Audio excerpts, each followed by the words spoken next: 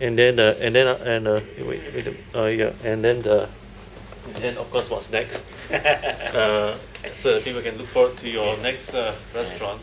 Uh, is that okay? Yeah, sure, no Okay. problem.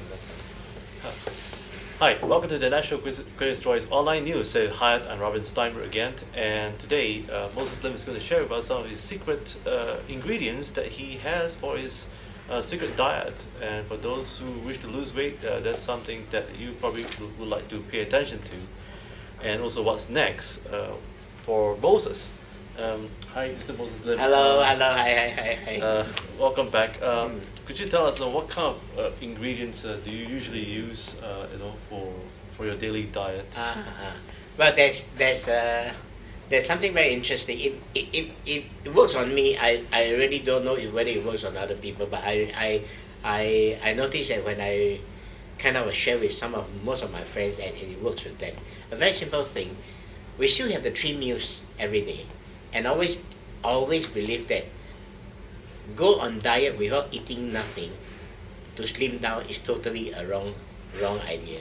You must have something to eat, but what are you going to eat? How are you going to eat? That makes a difference. Early in the morning, my experience is early in the morning you can have tofu, beancurd tofu, simple tofu with some soy sauce. That's it. Is it just one piece? Just one block rather, the Japanese tofu okay. Oh, wow. kind of thing. Okay? Just one block. Okay. Yeah, then Wow. you can have a glass of soybean sauce, soybean drink, but try not to get from those supermarket whereby they may have some additive here and there. The best you can do it yourself, which is now very commonly they have all the equipment that you can do it yourself without any sugar added inside. And you can even have boiled egg. So my experience was I used to take 3 boiled egg every day. Wow. Then of course the question is cholesterol, 3 boiled egg because of the egg yolk.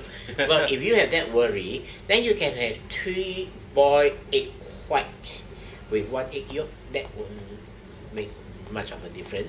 And with a glass of soybean drinks, or you can have tofu either or. This is the breakfast part. This is the breakfast part. And then interesting is the afternoon lunch. Try to do it before 12 if possible or latest 12. You can only have meat. Only have meat. And that meat meaning you can only have chicken. Chicken or beef or fish. Then my experience was chicken is the best. Because once you have fish, you tend to get hungry because fish. Beef, maybe due to some religious reason, somebody may not want to take beef.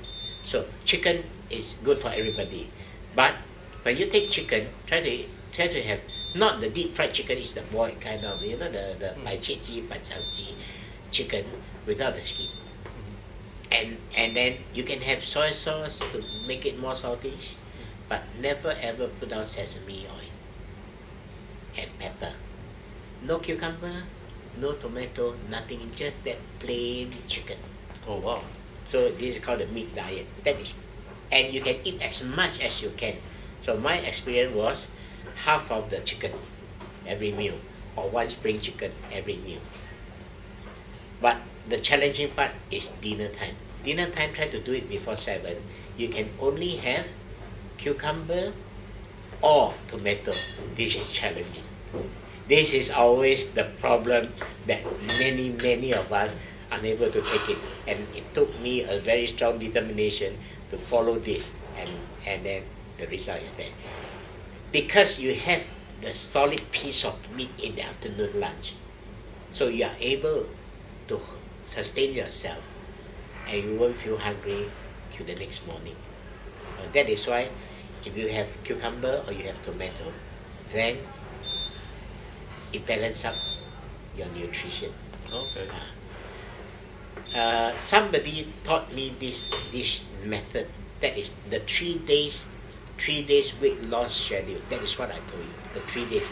So after 3 days, you will find that you will somehow lose a couple of kilos. Then you can move on with additional variety of the meat. Let's say maybe you can have duck, but no pork, strictly no pork.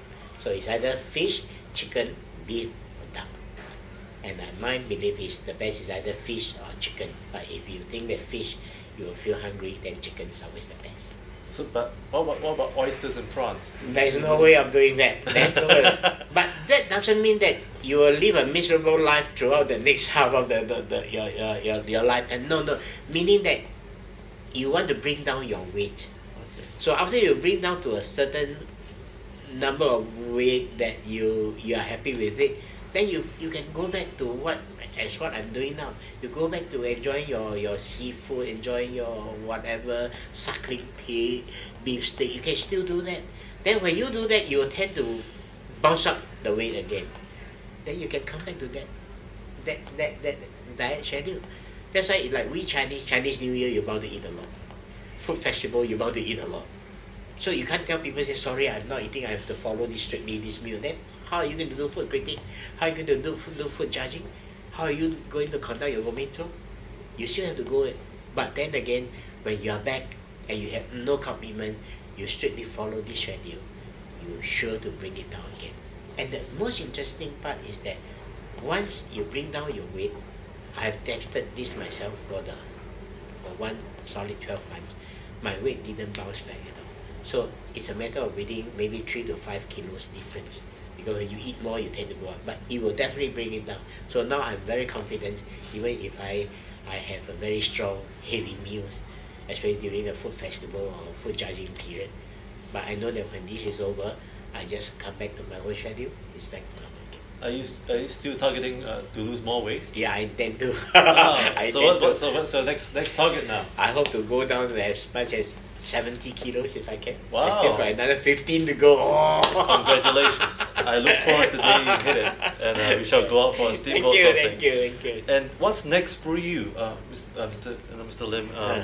Are you going to be opening a new restaurant, or would you be releasing a new cookbook? Have you thought about that? This is interesting. I wrote a few books about my gourmet experience around the world, but this round, my son-in-law, after I graduated, he was in big accounting companies, working with the government bodies, but then he ended up saying that he'd like to open a restaurant. So knowing that I know about food, so he said, why not we can work together. So we are going to start a small little eatery shop whereby we are going to sell a very interesting food and very commonly known. It's called the Singapore style porridge. Then again, everybody start thinking, what do you mean by Singapore style porridge? Right? So, well, very simple. It is totally different from the Hong Kong congee, and it's very different from Teochew style porridge. So it's just in between Singapore style porridge, where you can find all these kind of porridge in the Singapore, a lot of very famous hawker center or food courts. And I'm going to run it like a cafe, whereby you got maybe more than 10 items of different Singapore style porridge. Wow. Yeah. Is it going to be air conditioned? It is. Oh, okay. That is why that makes the difference.